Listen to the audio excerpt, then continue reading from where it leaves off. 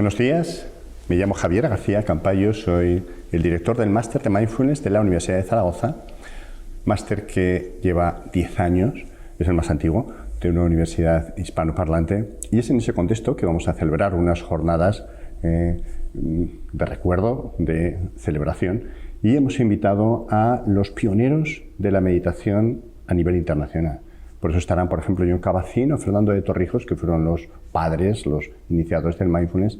Pero aquí en España, el auténtico pionero, el auténtico protagonista, el auténtico maestro de todas las generaciones que todavía estamos meditando ha sido Ramiro Calle. Ramiro Calle, yo le estoy profundamente agradecido por su amabilidad de invitarnos aquí a su centro, a SADAC, en Madrid.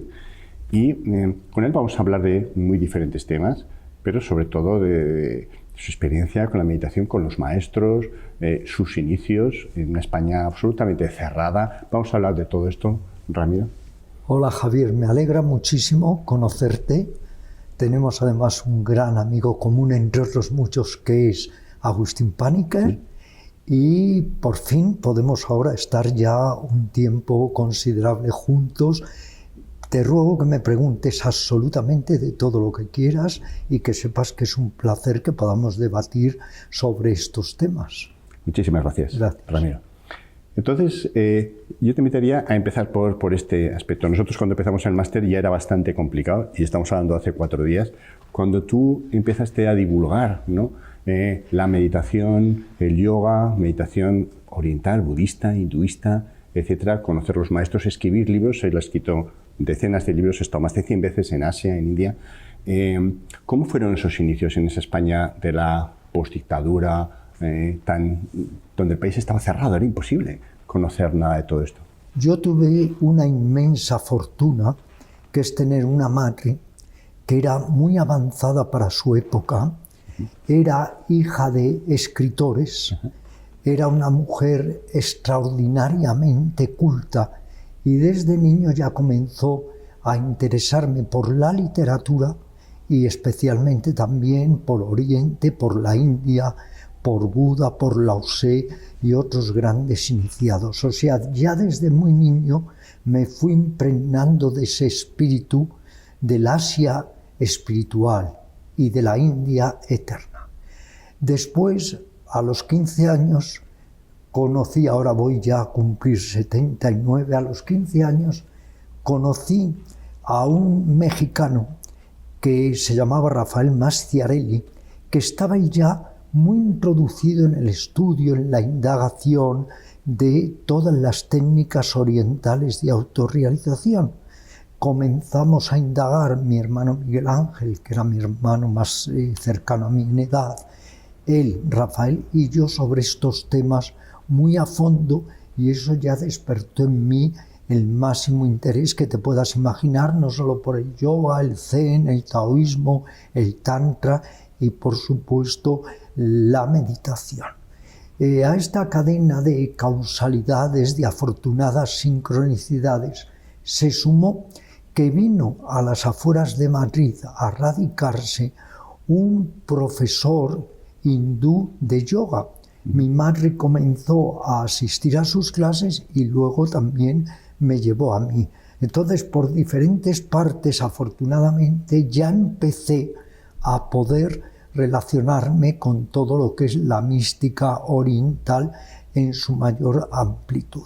Entonces, como tú dices, querido Javier, había muchas dificultades. Yo recuerdo que mis libros pasaban constantemente por censura, algunos ya ni se han publicado porque hubo, por ejemplo, una novela que estuvo 3 años en censura, etcétera. Entonces había problemas, había, digamos, periódicos o revistas de tendencia cristiana que me trataban de una manera muy peyorativa, ese joven barbado, totalmente alienado, enajenado, etc.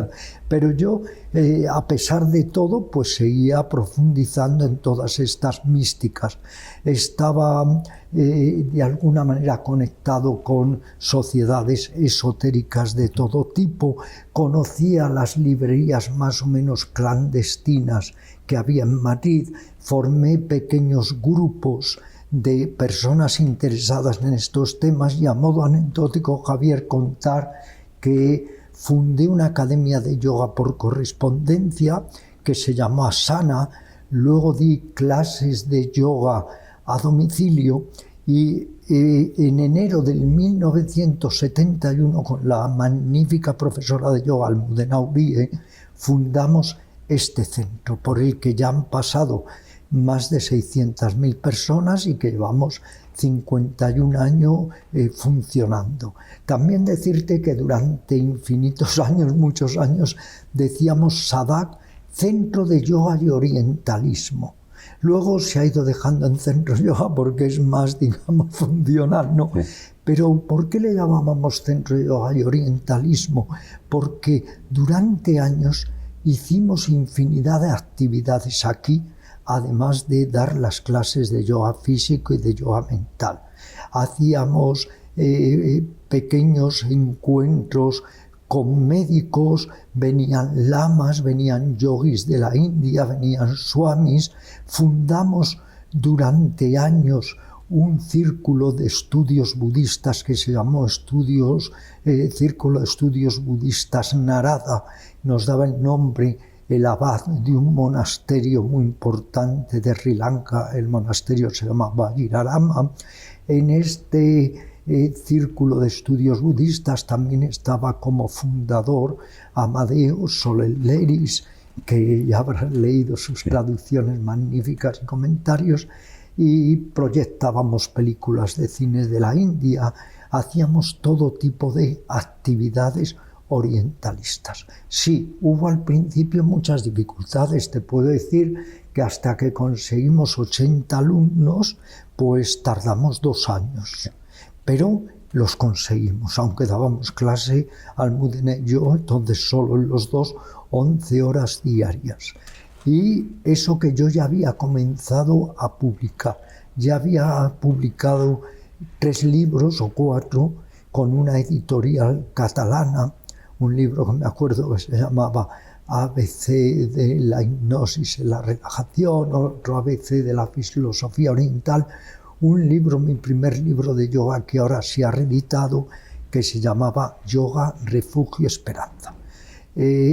A propósito de lo que has comentado, tuvimos durante muchos años, te lo confieso, miedo de que nos cerraran el centro de yoga.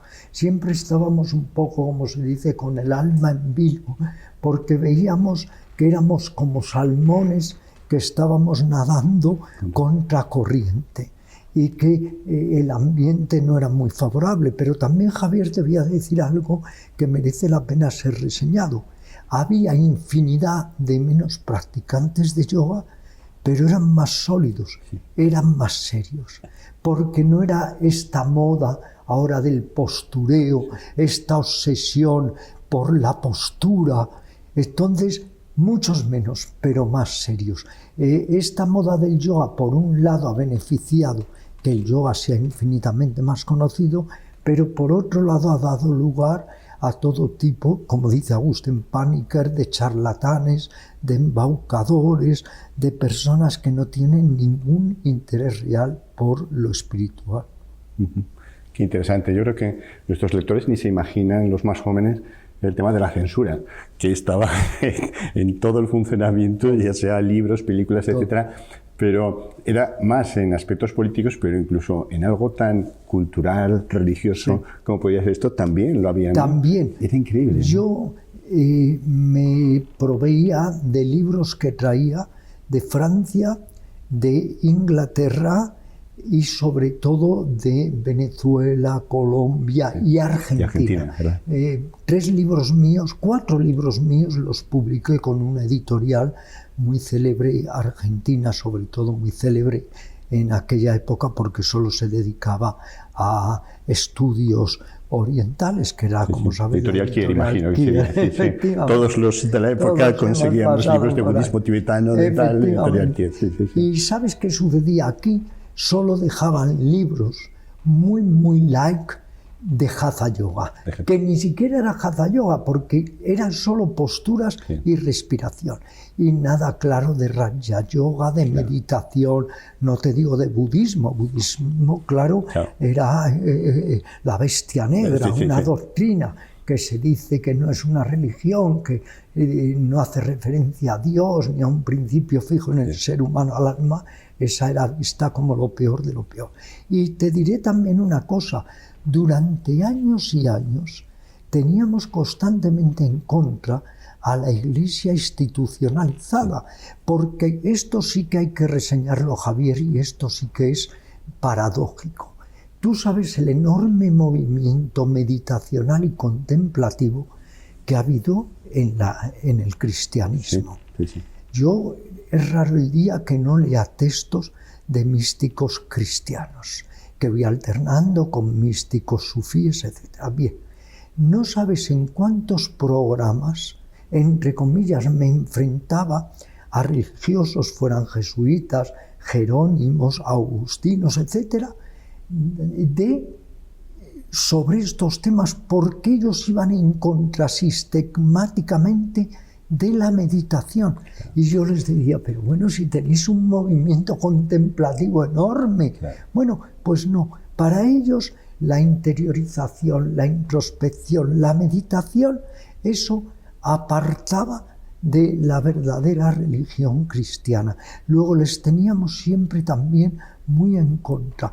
Pero paradójicamente, el mundo de las paradojas tan interesantes siempre que tenemos que aprender a columbrar, venían monjas con sus hábitos a las clases de meditación, venían sacerdotes, o sea, entre ellos mismos también hay esa división, esa confusión. Los que están a favor solo del aparataje eclesiástico, la liturgia ciega y vacua, o los que realmente se interesaban por la búsqueda del ser interior. Eso está en todas las religiones, pero la religión formal y la religión realmente espiritual. Exactamente, claro. Y entonces sí, dejaban los libros de Ramacharaka, que en realidad es un americano cuyo nombre es Atkinson, y son libros pues muy flojos que se limitan a la salud a través del yoga, pero todo lo que fuera un poco de ideología, eso lo detestaban profundamente, porque yo mismo pues he tenido muchísimos libros en censura, y lo que tú dices, ya no solo libros, cuando hacías un programa de radio, de televisión, pero también era tanto el interés que se estaba desarrollando de estos temas, que tengo una anécdota muy curiosa y sorprendente, y es que en el mismo día, entonces solo existía la televisión oficial, televisión española. En el mismo día me entrevistaron, pero para 3 telediarios. En el mismo día sobre estos temas, quiere decir, por otro lado, que empezaba a emerger un gran interés por la búsqueda interior.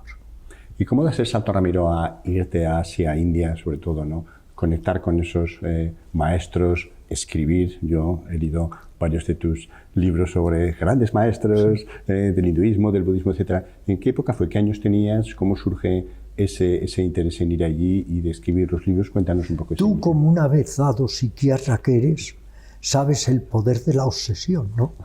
Para bien y para mal, donde uno pone toda la energía. Entonces, yo tenía tal obsesión, entre comillas, por descubrir claves, métodos, enseñanzas técnicas para la evolución de la conciencia, para el autodesarrollo, que me esforzaba para una y otra vez tratar de encontrar personas que me pudieran dirigir en mi búsqueda interior. Las encontré también en España, debo decirlo, y en Francia y en Londres, pero sabía que había que ir a la India eterna. La India, tú lo sabes, vive de talentos pasados. La India está muy desertizada espiritualmente y corre en pos de un materialismo irrefrenable. Pero hay que reconocer que hay un núcleo, que es esa India eterna, esa India espiritual, esa India mística, que es en la que yo quería incursionar y en la que yo trataba de sondear. Y la mejor manera de hacerlo era in situ. Había abierto el centro de yoga en enero de 1971 y mi mismo padre, que había sido tan generoso, porque todo se lo debo a él absolutamente, él pensaba incluso que con estos métodos yo nunca iba a poder vivir y me iba a estar alimentando siempre la familia. Entonces mi mismo padre me dijo, tienes que ir a la fuente, tienes que ir a la India. Y entonces en 1972, con Almudena, emprendí mi primer recorrido casi por toda la India, desde los Himalayas al Cabo Comorí en el sur, del estado de Maharashtra a Calcuta, toda la India, siendo como una especie de cazador de hombres santos.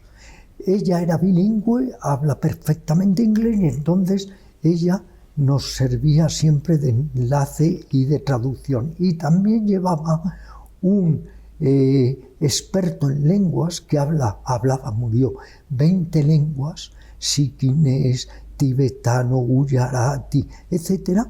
Y lo llevaba para que me sirviera de traductor. Entre Almudena y el Jaisinvika lográbamos ir poco a poco entrevistando a todos los maestros que podíamos, pero tanto budistas, hindúes, sikhs, jainistas, etc. Allí donde me enteraba que podía haber un maestro, aunque hubiera que hacer miles de kilómetros en esa época, en un jeep de la guerra, etc., iba a entrevistarles.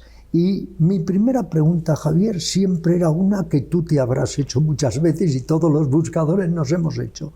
¿Qué es la sabiduría? Es con lo que yo comenzaba casi todas mis entrevistas y luego horas hablando. Y luego, si quieres, todo el nombre de los innumerables maestros que he ido entrevistando en las dos corrientes, el budismo y el hinduismo. Y me acuerdo que entrevisté 6 meses antes de morir a un yogui que entonces era muy famoso, que era Baba Muktananda. Él se hizo famosísimo. Y recuerdo lo que me dijo Baba Muktananda. Dijo, mira, Ramiro, los hindúes están atascados, los budistas están atascados, porque hay que ir más allá de conceptos, de dualidades. Unos dicen hay Dios y hay alma, otros dicen no hay Dios y no hay alma. No, hay que ir más allá. Y me dijo también, toda polémica es irrelevante.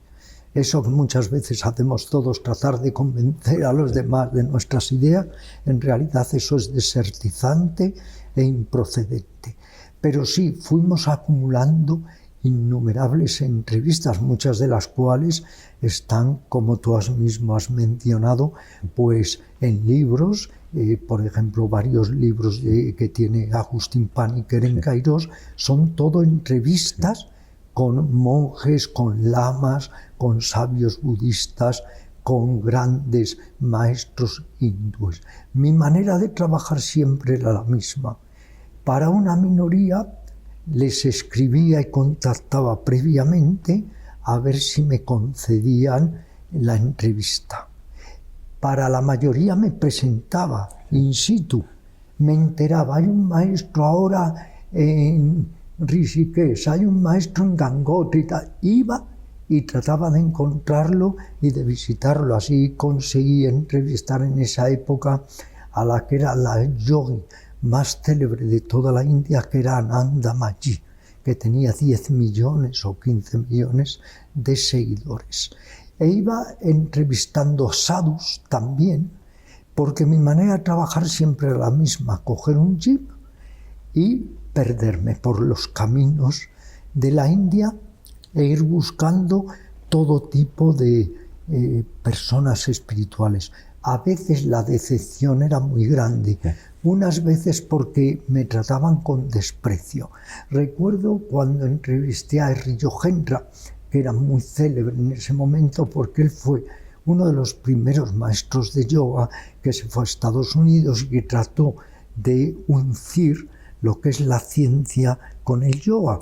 Puede decirse que era uno de los padres del yoga científico, pero él le entrevisté largamente, pero cuando llegué allí y dice un occidental, dijo, los occidentales no podéis esto comprenderlo, no es vuestra cultura, esto no lo podéis vosotros penetrar.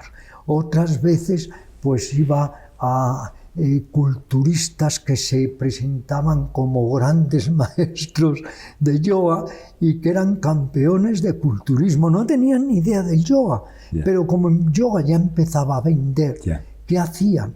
Entonces daban clases de yoga, pero que eran en realidad ejercicios culturistas. Esto nos ha hecho pagar, Javier, un alto diezmo, y es que hubo una fusión de culturismo, calistenia y hatha yoga. Y entonces muchas técnicas que son culturistas, que son de gimnasia finlandesa, sueca, etcétera, se metieron en el yoga. Y tristemente esto ha configurado, condicionado mucho el yoga moderno. Por eso hay esta tendencia en muchas personas a solo practicar asanas. Es como decir, quiero ser el más flexible del cementerio. Y el yoga que nació para precisamente desapegarse del cuerpo se ha convertido en un culto al cuerpo. Y el yoga que nació para que dinamitemos la burocracia del ego, resulta que lo estamos utilizando muchas veces para el fortalecimiento del ego. Pero tú sabes, que llevas tanto tiempo en la meditación, que esto no solamente es una peculiaridad del yoga, esto pasa en toda la vida espiritual. Da igual en el lamaísmo tibetano, en el budismo, constantemente está lo que mi mujer actual, Luisa, llama el síndrome de la tarima, que es que en cuanto uno se sube a una tarima a dar una clase, es como si todos los duendes del ego se hubieran desencadenado, cuando todas estas técnicas, su valor es que superemos lo peor en Occidente, que es el narcisismo y el ego. Totalmente de acuerdo. Yo sí que quiero recomendar algunos de estos libros que a mí me marcaron profundamente, ¿no? De estos grandes maestros que traías, entrevistabas, la verdad es que eran de una energía tremenda, ¿no? Y en ese sentido quería preguntarte, de todos estos cientos, ¿no?, de maestros seguramente que has podido entrevistar, ¿puedes decirnos algunos de los que más te hayan impresionado por su profundidad, ¿no?, por su sabiduría, y algún aspecto específico que quieras compartir con los que bueno, la pena es que tú y yo no hubiéramos tenido una edad más cercana y hubiéramos investigado juntos, hubiéramos ido a buscar. Así se hubiera aligerado un poco mi labor, que era realmente extenuante.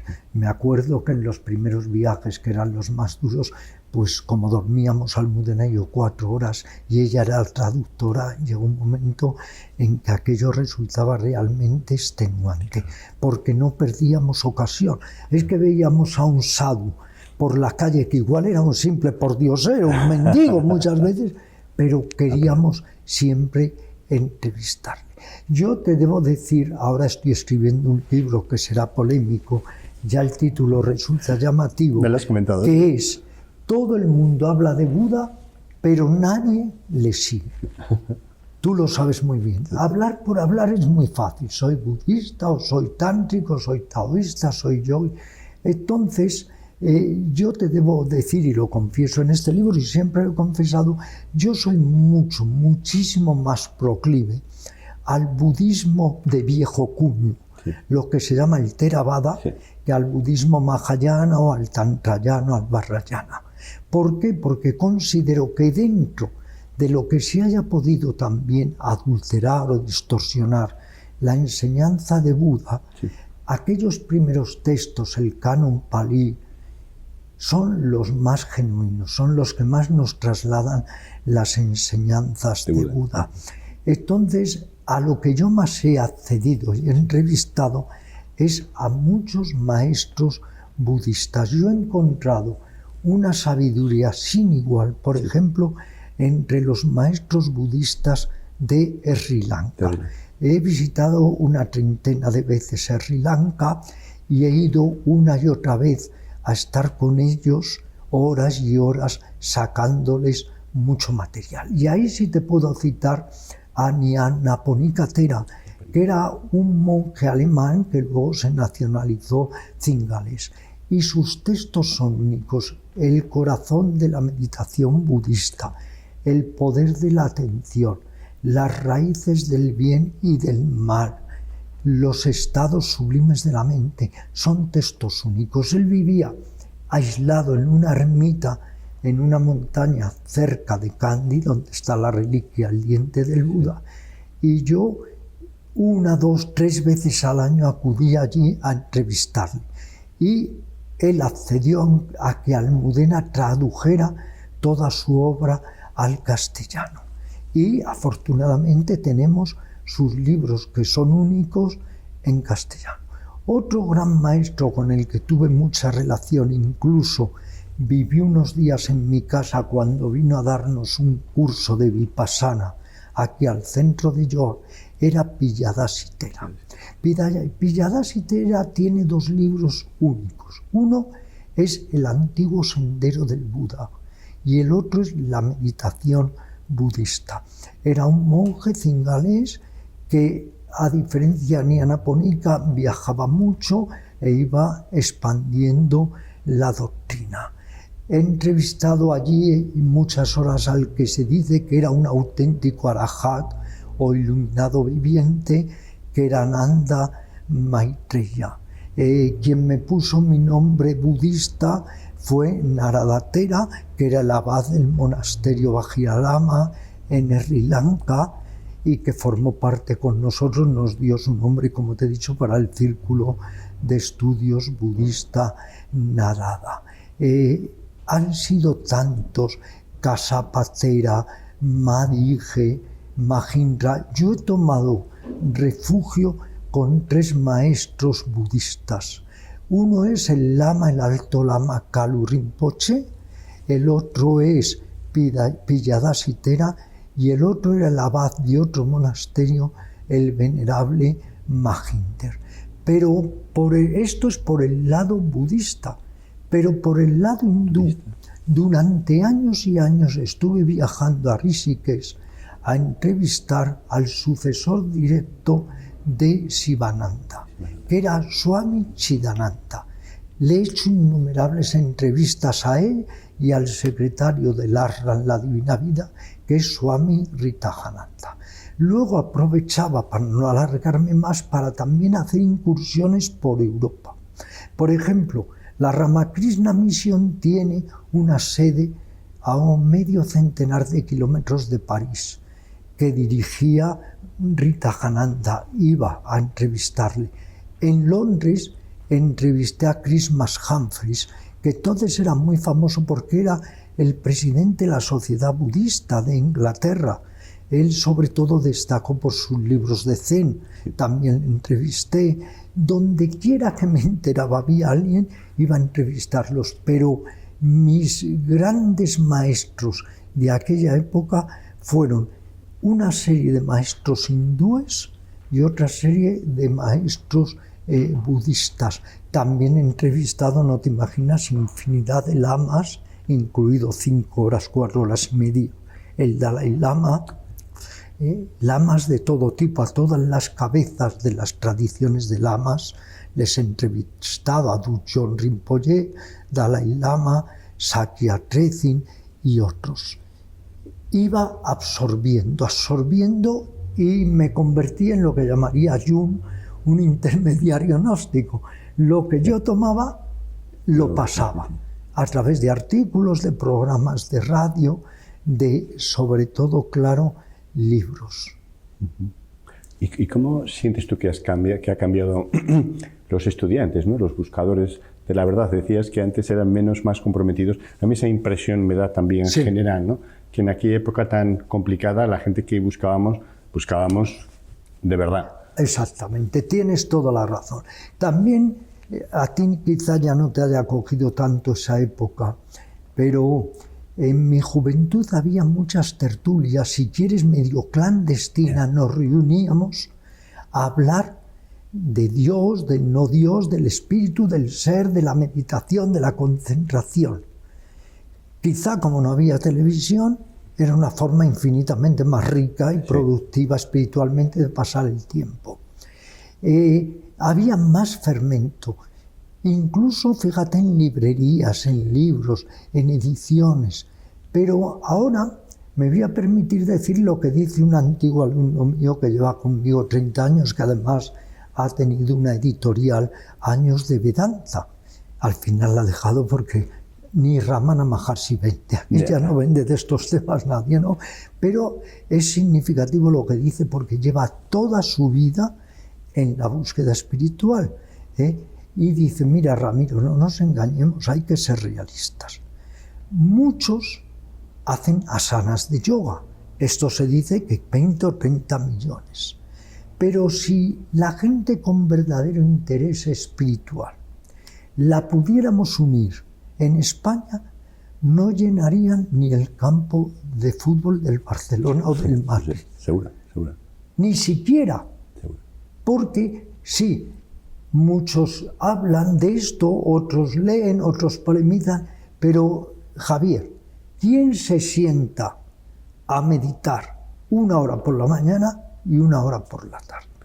Siempre encontramos disculpas, aquello de la enfermedad del mañana. Mañana comenzaré, mañana empezaré, pero en realidad no hay profundidad suficiente. Cuando me decía el catedrático de Tantra de Nápoles, Pio Filippani Ronconi, que es misión de los occidentales serios que tratemos incluso de restituir la verdadera enseñanza, decía él, a Oriente.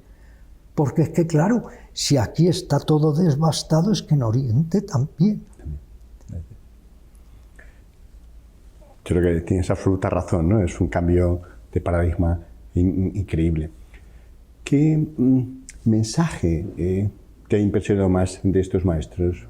Piensa en las personas que nos están escuchando, meditadores comprometidos.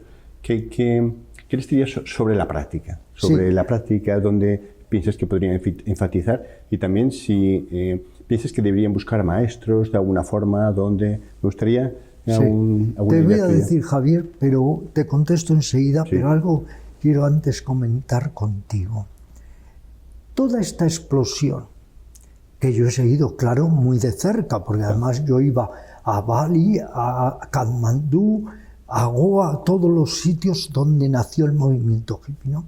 Toda esta explosión de la nueva era, de la era Acuario, ha sido un fracaso catastrófico. No sé qué piensas tú. Sí. Porque todo se ha perdido en ideas superfluas y al final no se ha profundizado en nada. Que pensábamos el renacer de la conciencia ha quedado a medio camino. Aquí se cumple lo que decía Buda.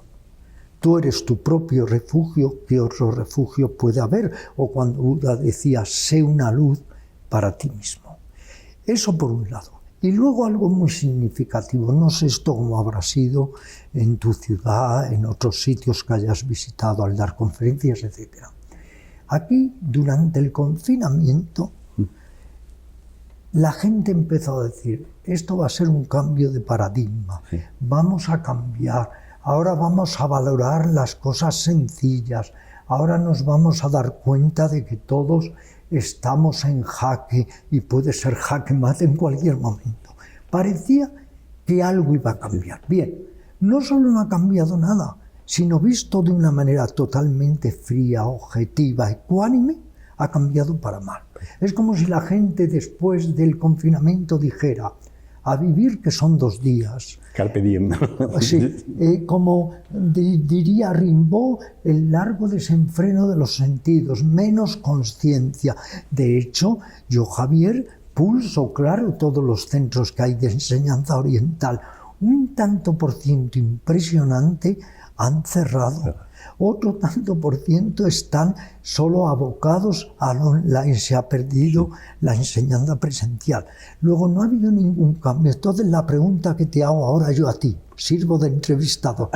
Javier, ¿qué tiene que suceder para que realmente haya un salto en la consciencia?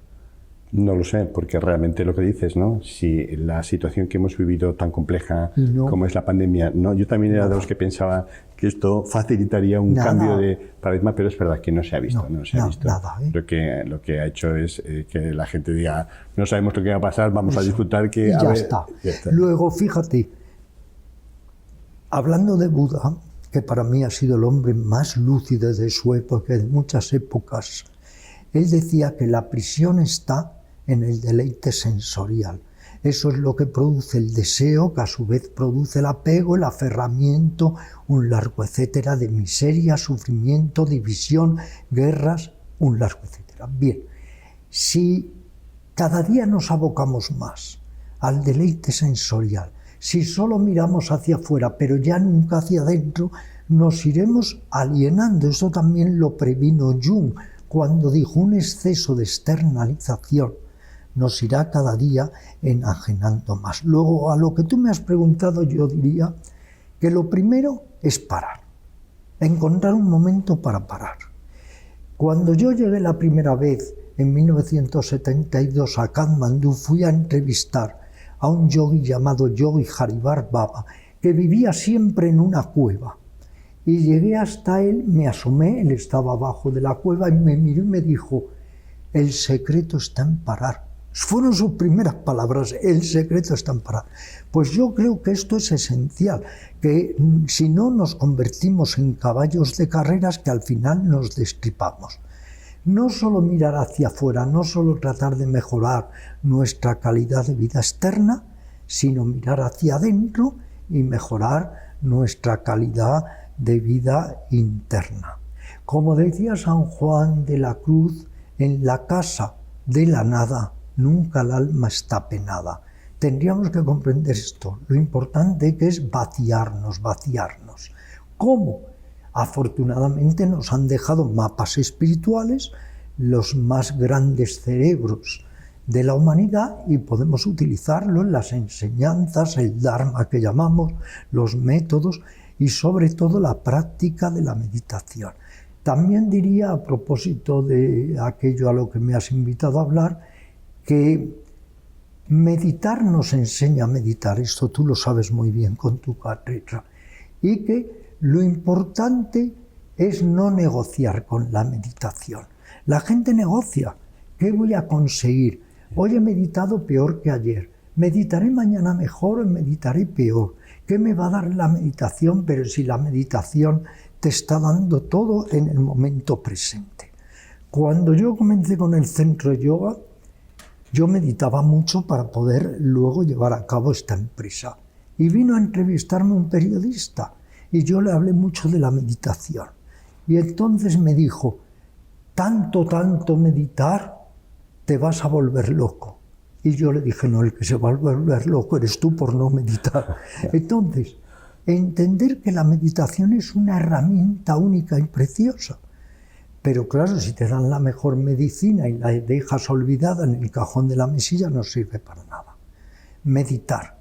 Confiar en los potenciales internos y sobre todo el comprender que la atención es la gema de la mente, que la atención, decía Buda, es todopoderosa en todo momento y circunstancia, pero que no es estar atento por estar atento. Eso es para mí el error de ciertas corrientes, querido Javier, mindfulnistas. Sí. Estate atento. Además le dicen a la gente: tú estate atento. Pero si nadie consigue en la vida estar atento, si llevo 60 años meditando y no logro estar totalmente atento, para estar atento hay que entrenarse. Es como si yo te digo: vete a la cima del Everest, te tienes que entrenar. Y entender que la atención, que es una gema, que es preciosa, tiene que ir acompañada de cierta virtud o de cierta vida ética, porque ¿quién más atento que un ladrón y un torturador y un kamikaze y un terrorista? Y otra cuestión importante: atención, ¿para qué? Porque claro, esto hay que verlo muy bien. ¿Quiero estar atento para obsesionarme más con la comida? ¿Quiero estar atento para hacerme un adicto sexual, muy atento pero adicto sexual? ¿Quiero estar atento para ir a la oficina y maltratar y vejar y humillar a mis empleados? ¿Para qué quieres estar atento? Por eso Buda lo decía: atención debida y atención indebida. La atención debida es la que se pone al servicio de lo cooperante y constructivo, y la atención indebida al servicio de lo negativo. Y la atención no es el fin. Es que parece que la atención ya nos da todo. La atención lo que hace es que va disponiendo, reorganizando la mente para desarrollar la sabiduría, la comprensión clara y profunda, ese vipassana o visión justa, cabal y penetrativa que te permite ver las tres características de la existencia que, de acuerdo al budismo, luego cada uno tiene su culto, es la impermanencia, la insatisfactoriedad y la ausencia de un yo o ego estable. Entonces, atención, fabuloso, todos los movimientos de atención, pero claro, para que utilicemos la atención como una herramienta de ayuda, de cooperación, que nos invite a aportar algo a esta sociedad, es que hay una especie de obsesión ahora por el mindfulness, como lo hay por las asanas o posturas de yoga. Sí, sí. Y el asana es una herramienta y la meditación es una herramienta. Sí, sí. Absolutamente de acuerdo. Hay una corriente muy potente en mindfulness de crítica a eso, ¿no? Lo que se llama back mindfulness, ¿no? Es decir, que parece que se ha enfatizado solo lo que es la atención, pero para conseguir objetivos, ¿no? Para ser más... Eso es, justo. Para tener más éxito, para hacer esto, para conseguir... Yo, uno de los temas que insisto siempre a la gente que estudia el máster es que no... Si busca la meditación o mindfulness para conseguir algo, que no vale la pena. No, es para un desarrollo personal, espiritual, etcétera. Y por supuesto, siempre, otra de las críticas es que, claro, mindfulness se descontextualizó de toda la enseñanza de Buda, que es lo que le daba... Eso para mí es lo más grave. Claro. Mira, lo que estás diciendo es magnífico, ¿eh? Lo que estás diciendo, te felicito, porque es que es raro encontrar personas en el mindfulness que se expresen como tú, porque hasta los más grandes, entre comillas, han cometido este error. La rentabilización, la mercantilización, la comercialización del mindfulness. Mindfulness para hablar mejor en público. Mindfulness para quitarte el estrés. Oye, para quitarte el estrés, vete a nuestro amigo, el doctor, y que te mande el Exatin o lo que sea.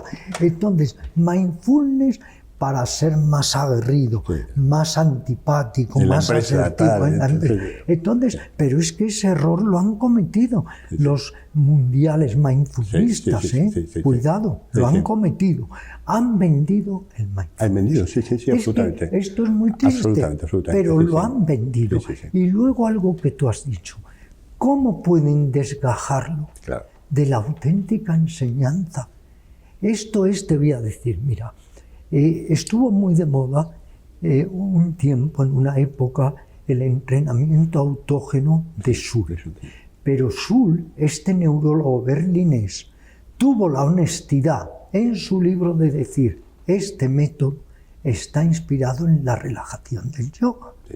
Entonces, ¿cómo es posible que haya, lo he constatado, muchos mindfulnistas que les hablas de los principios más básicos de Buda o de la meditación budista? Es que no tienen ni idea, ni les interesa, cuidado. No es que no tengan idea. Como eso no es rentable a nivel comercial de su empresa, de tal, es que no les interesa.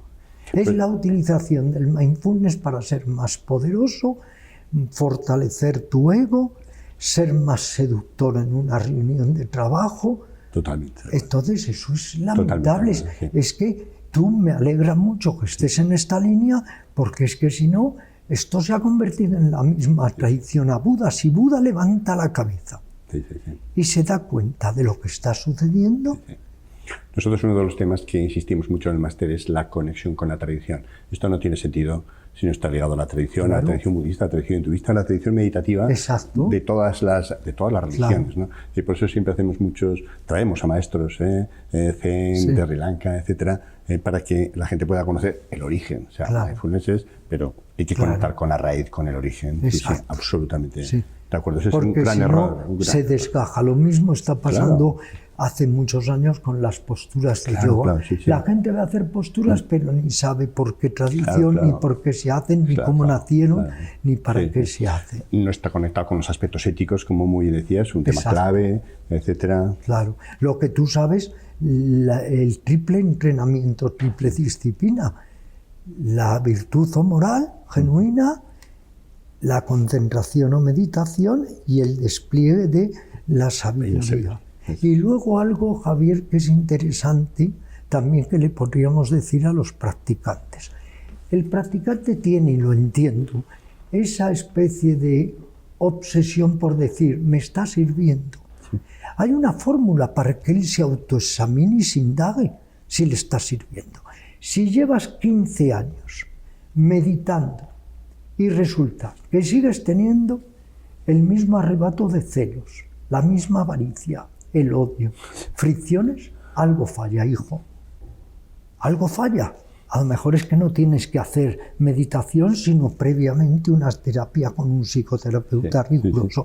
Algo falla. Entonces, uno mismo tiene que darse cuenta que el brillar en la meditación no es sentarte 6 horas, pero luego te levantas y estás echando una bronca a tu vecino. No, es un cambio, es transformación, es mutación. Entonces, el lado light del mindfulnismo se ha quedado en que no se habla para nada del cambio interior, ni de la transformación, ni de poner los conectores mentales de otra manera. Claro. Totalmente de acuerdo. En el día a día es donde se nota el meditador, eso ¿no? es. En la relación con la gente, Claro. etcétera, etcétera. Sí. Soler Leris nos contaba en público, por eso lo puedo contar, tuve con él una fraterna amistad, nos contaba en público una anécdota. Él meditaba todas las mañanas 1 hora y todas las atardeceres 1 hora. Y como todo el mundo a veces se enfadaba. Y su mujer le decía, mucho meditar, pero ¿cómo te pones? Y él la decía, pues imagínate cómo me pondría si no meditase. Entonces siempre nos alivia pensar que algo mejoramos, eso no cabe duda, ¿eh? Muy bien. ¿Cómo ves, ya para ir terminando, cómo piensas que será el futuro de la humanidad en relación a la meditación? Es decir, los próximos 50, 100 años, ¿piensas que la meditación, la espiritualidad en general, aumentará en el mundo o disminuirá? ¿O cómo piensas que será el futuro? Pues aquí tengo que decir, de nuevo volviendo a Buda, aquello que él decía, esperadlo todo de vosotros mismos. Tú puedes dar la enseñanza, pero si la gente luego no la quiere seguir, ya no es tu problema. Tú haces lo que tú crees que debes, o tu ideal o tu motivación. Yo te digo, todos los grandes maestros hindúes, budistas, jainas, tántricos que he entrevistado, ninguno es optimista con el futuro de la humanidad a corto plazo. Y te contaré una anécdota. Estuve hablando con Walpola Rajula, que era de la universidad, un hombre preparadísimo, aunque cingalés, se vino a la Sorbona a dar clases y yo fui a entrevistarle. Mucho tiempo le entrevisté y recuerdo que le dije, bueno, y si como usted dice el nirvana es extinción, si todo el mundo alcanzara el nirvana, y dijo, no se preocupe, eso nunca va a suceder. No, diciendo, no me hable de mitos ni de tal. Entonces yo no soy optimista, pero no es que no sea optimista, es que soy hiperrealista, que es diferente. Entonces yo no creo que al corto plazo que tú dices haya la menor posibilidad de un cambio de conciencia a nivel grupal.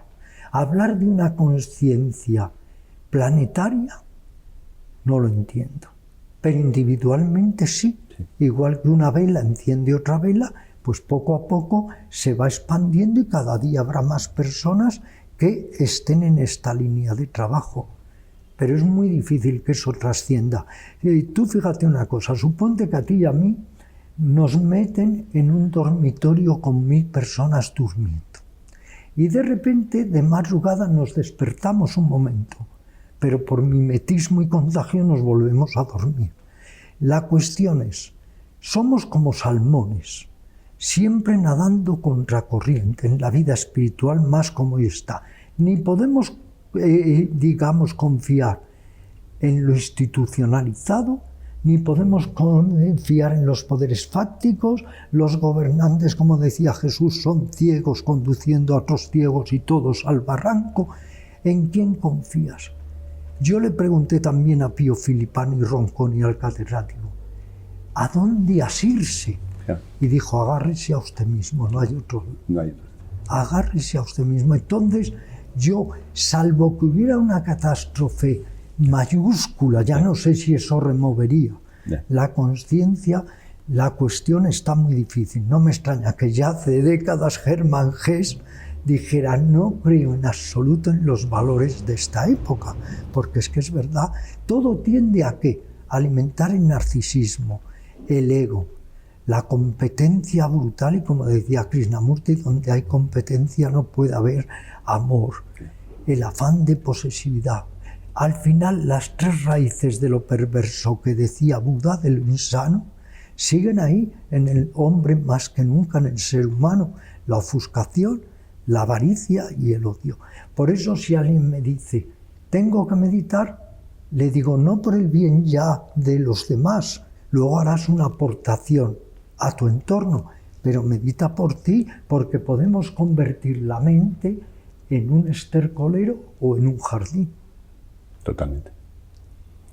Ya para acabar, muchas gracias. Nada. Ramiro, una última frase, un último mensaje que quieras dar a nuestros estudiantes, a las personas interesadas en la meditación, algo con lo que quieras cerrar. Yo, queridos amigos, agradezco mucho a Javier esta posibilidad de estar en conexión con vosotros, porque de alguna manera los meditadores todos pasamos por las mismas dificultades, los aparentes retrocesos, los desvíos, el sentimiento de soledad o angustia existencial, las noches oscuras del alma. Por eso, los que meditamos o estamos en una búsqueda seria, somos como hermanos psíquicos que nos entendemos mucho mejor. Y yo, después de tantos años, lo que os puedo decir es que todo estancamiento es ilusorio. Si tú sigues trabajando, luego avanzas mucho más. Que lo importante es la práctica, la práctica, la práctica. Eso es lo esencial. De nada sirven las opiniones, las polémicas, todo eso nos puede motivar y alentar nuestros ideales de búsqueda, pero al final lo que es realmente incontrovertible es que tenemos que practicar y recordar eso que antes hablaba con Javier: espéralo todo de ti mismo, porque el gurú está dentro de ti, todos los templos están dentro de ti, las simientes de iluminación están dentro de ti, y la ganzúa, la llave, no te la puede dar nadie. Eres tú quien tienes que utilizarla para ir poco a poco recorriendo tu vasto, tu rico, tu fecundo mundo interior. Tenemos la gran fortuna de haber recibido enseñanzas de las mentes más brillantes de la humanidad. Vamos a ponerlas en práctica y vamos a tratar de meditar sin compulsión, no sintiéndolo como un penoso deber, sino como una preciosa oportunidad de conectar con nosotros mismos en este mundo convulso.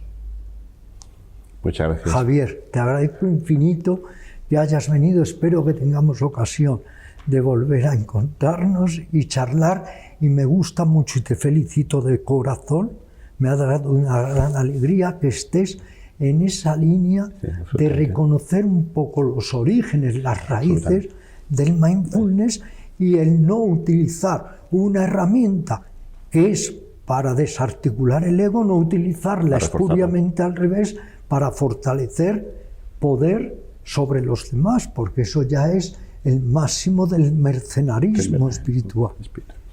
Quería acabar, si te parece, dándote un abrazo de agradecimiento y reconocimiento por todo lo que has hecho por generaciones de buscadores como yo, que te han tenido como un gran maestro y un gran referente. Gracias. Gracias, Ramiro. Ha sido un enorme placer.